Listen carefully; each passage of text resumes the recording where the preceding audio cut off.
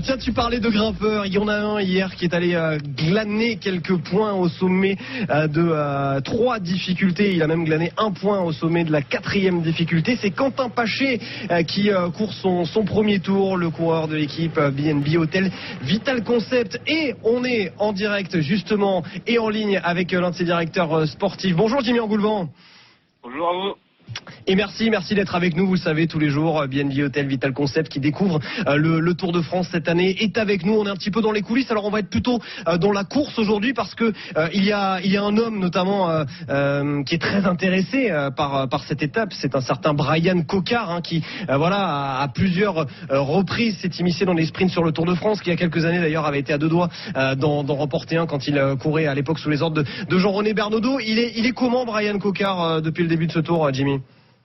Il est plutôt bien. Il a fait il y a eu 2 sprints pour le moment. Il fait une fois 8e, une fois 9e. Après, c'était des sprints très plats, donc pas forcément à son avantage. Aujourd'hui, on a une étape qui est beaucoup plus vallonnée sur le final, donc on compte bien faire mieux que ce qu'on a fait jusqu'à maintenant. Ouais.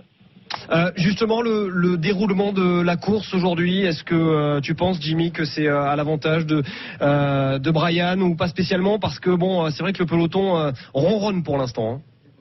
Ouais, c'est clair. Après, ça ronronne parce qu'il n'y a pas d'échappée, mais bon, on a quand même 41,5 de moyenne.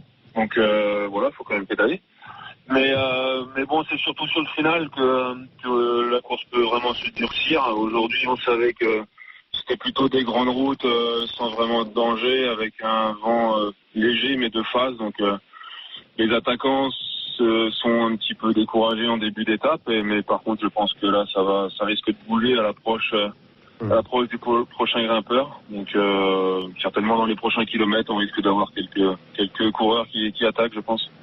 Pierre-Yves Leroux est avec moi. Jimmy, bonjour. Est-ce que d'abord cette étape vous l'avez reconnue en vous disant c'est intéressant pour Bryan de voir un petit peu quel est le profil de cette arrivée? Et puis deuxième question, elle est là plus sur la préparation de la saison. On sait que Bryan a pas mal maigri, je crois de 5 kilos. Ça change vraiment la donne pour lui dans les arrivées? Ouais, alors cette étape-là, on l'a reconnue en totalité au mois de juin. Donc, comme beaucoup d'étapes, on peut reconnaître pratiquement 17 ou 18, je pense, sur l'ensemble de l'équipe. Donc, c'est une étape qui, je pense, convient pas mal à Bryan. Après, ça va dépendre de la configuration, vraiment comment ça va rouler vite ou pas. Sur le final, si ça roule vite, ça peut vraiment durcir le final et la course et tourner à l'avantage de Bryan. Après, si on a une course un peu bridée par les équipes de sprinters à fort gabarit, ça peut être à leur avantage. Donc après on verra bien, peut-être à notre avantage, mais bon, ça va dépendre de la configuration de la course.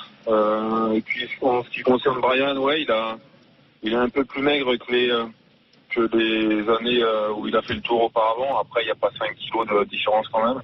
Je pense qu'il doit y avoir à peu près 1,5 kg, 2 kilos de moins que son poids qu'il avait au Tour précédent. Donc ça lui permet de passer plus facilement les bosses et éventuellement être plus frais sur les étapes qui sont difficiles, avec un Tour de France qui est cette année très, très vallonné et compliqué d'entrée de jeu, quoi.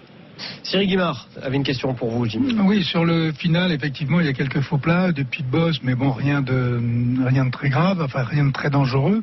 Est-ce que sur une arrivée légèrement, pas les derniers mètres, puisque vous l'avez reconnu qui est plat, mais avant avec des successions de faux plats, est-ce que ça peut être un avantage pour Bryan, surtout si effectivement son rapport poids-puissance est plutôt avantageux aujourd'hui avec les kilos qu'il a perdus, mais est-ce parce que l'autre jour on a vu le sprint de Cadel Ewan où il n'était pas du tout emmené et où il est resté très en retrait dans les abris.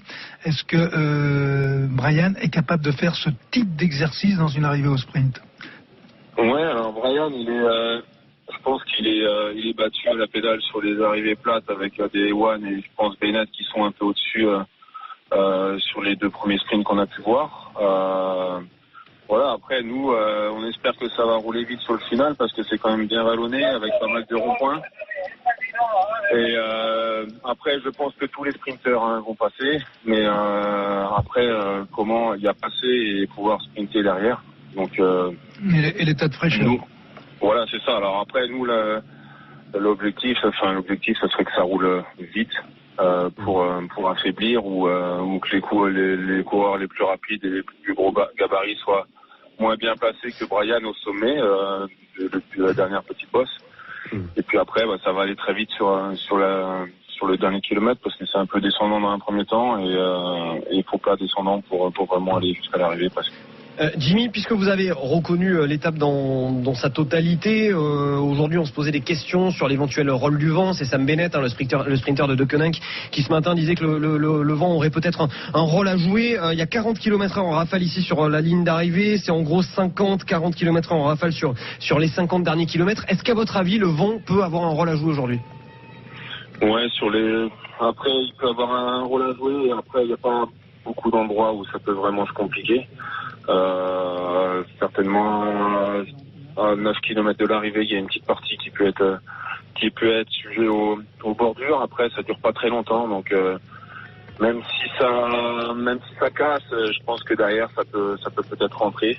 Donc voilà. Après, c'est toujours pareil, ça dépend des équipes qui se lancent dans l'aventure et comment elles sont organisées. Ça peut être des équipes de sprinters, mais aussi des équipes de leaders. Donc voilà, on est aussi dépendant de la tactique des autres équipes, savoir si ça peut bordurer ou pas. Mais en tout cas, il n'y a pas une grosse partie dans la journée où vraiment il va y en avoir partout, je pense. Et on verra ce que ça donne tout à l'heure et on souhaite le meilleur à Brian Coquard, votre sprinter maison. Merci beaucoup Jimmy Angoulevent. Merci à vous. Et bonne route donc Jimmy Angoulevent, directeur sportif de l'équipe BNB Hotel Vital Concept.